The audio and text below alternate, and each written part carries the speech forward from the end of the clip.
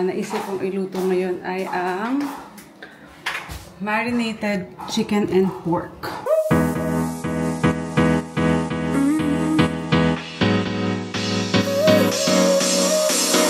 Work is almost over, summer's getting closer. Hi mga Zoo! Magandang araw sa inyong lahat. For today's vlog, tayo ay magluluto. Naisip kong iluto ngayon ay ang marinated chicken and pork. So, na-ready na ni ate yung ano natin. Yung ating pork.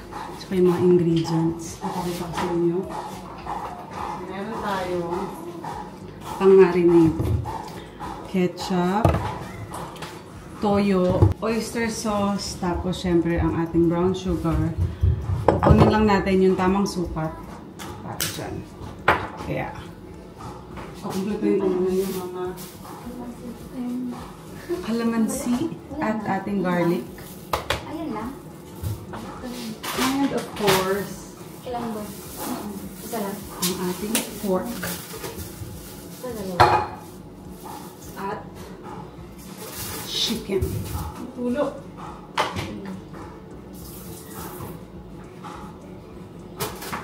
Okay, so let's start marinating. Ayan mga zoobs, mag-start na tayo ng marinate. Ang sabi sa napanood ko, akin yung Sprite. Meron tayong Sprite. Pwede daw natin siyang isama.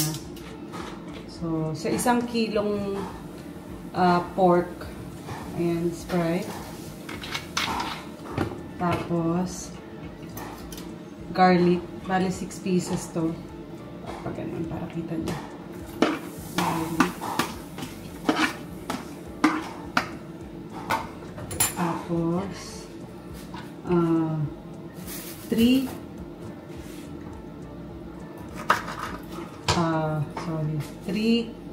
tablespoon of oyster sauce. Ate, pakibukas mo ang oyster sauce. Okay. And then, lagyan na natin ang ating pork. Ang ginawa ko sa pork, yung maliliit na cut lang. Ayan. Para mas ano siya, mas madali. Ayan ang ating 3 tablespoon of oyster sauce.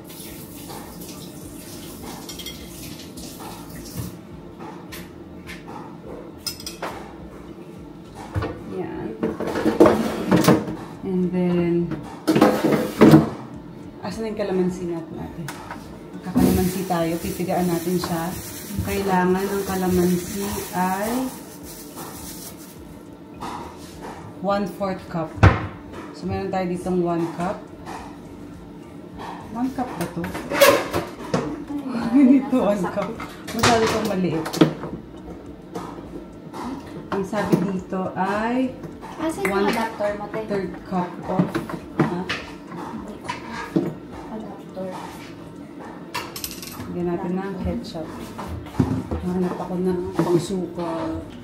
Ayan, tatansyahin ko na lang kung ilang ketchup ang ilalagay. Then, 1, 2, 3,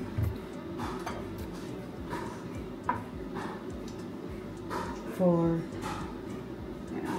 5 tablespoons of ketchup, and then 1/2 cup of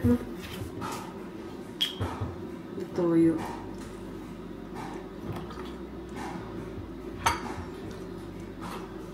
Okay. Oh. Konti magluto. Yan na siya. So, titignan ninyo kung tama lang ba o sumobra yung inyong imamarinate. Tapos, lagyan din natin to ng kalamansi. Ganon din. Hindi ito anak.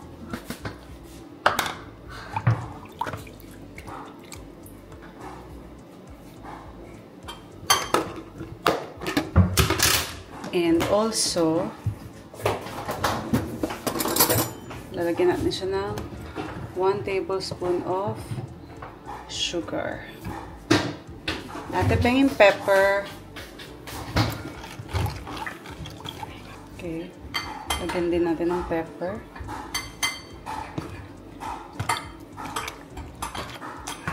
At halu-haluin na natin siya. At i-marinate natin siya for 1 hour.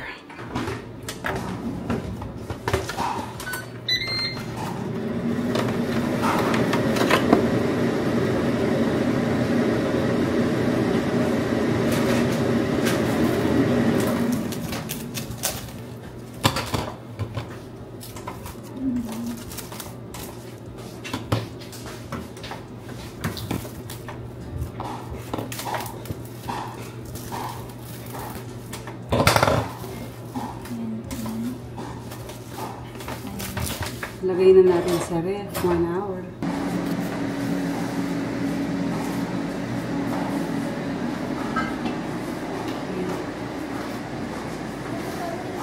Hello, 1 hour na, kaya magpapainit na tayo ng mantika. Yung minarinate natin kanina, pwede na natin siyang iprito.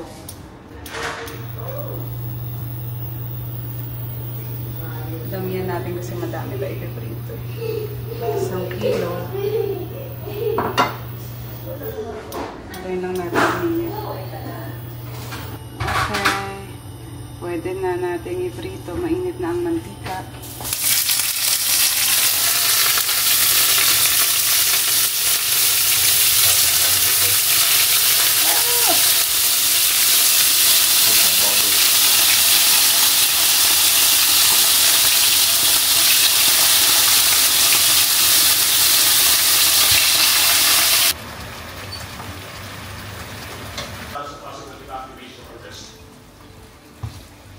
Para naman po sa Gilo warning o yung taas ng mga pag-alon na layo sa pagpangko ito, no?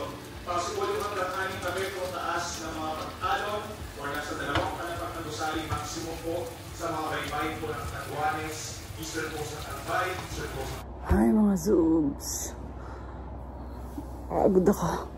Anyway, sorry hindi ko na napakita sa inyo yung pinaka-final product nung niluto ko kasi ubos na agad. Pasensya naman. Na-excite kami sa pagkain dahil ang tagal ko daw magluto.